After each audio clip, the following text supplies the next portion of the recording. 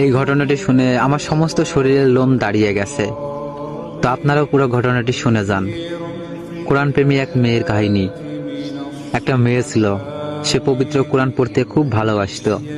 সময় পেলেই কোরআন তেলাওয়াত করত। তার ব্যাগে সবসময় ছোট একটা কোরআন থাকতো। গাড়িতে বসেও সে কোরআন পড়তো।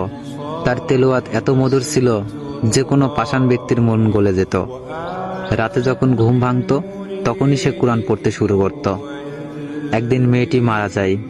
মা তার আদরের মেয়েকে হারিয়ে প্রায় পাগলের মতো হয়ে যায়। একদিন রাতে মা তার মেয়ের স্বপ্ন দেখে ঘুম ভেঙে যায়। হঠাৎ তার মা তার মেয়ের রুম থেকে কান্নার আওয়াজ শুনতে পায়। তিনি ভয়ে সেই দিন ওই ঘরে যাননি। পরের দিন সকালে তার বাবাকে জানান, কিন্তু সে বিশ্বাস করে না। পরের দিন রাতে তার মা আবার সেই কান্নার আওয়াজ শুনতে পায়। তারপর তার বাবাকে বলে, বাবাও শুনে সেও ভয় পেয়ে যায়। তারপর সকালে এই ঘটনা মসজিদের ইমাম সাহেবকে বলে। তারপর ইমাম সাহেব এই ঘটনা যাচাই করার জন্য ওই মেয়ের বাসায় এক রাত থাকে। রাত 1টা বাজতে না বাজতেই সবাই সেই কান্নার আওয়াজ শুনতে পায়। মনে হচ্ছিল অনেকে মিলে কান্না করতেছে। তখন ইমাম সাহেবও কেঁদে ফেলেন আর বলেন, এটা ফেরেশতাদের কান্নার আওয়াজ। মেয়েটি প্রতি রাতেই এই সময় কোরআন তেলাওয়াত করত, যা শুনতে ফেরেশতারা এখানে আসতো।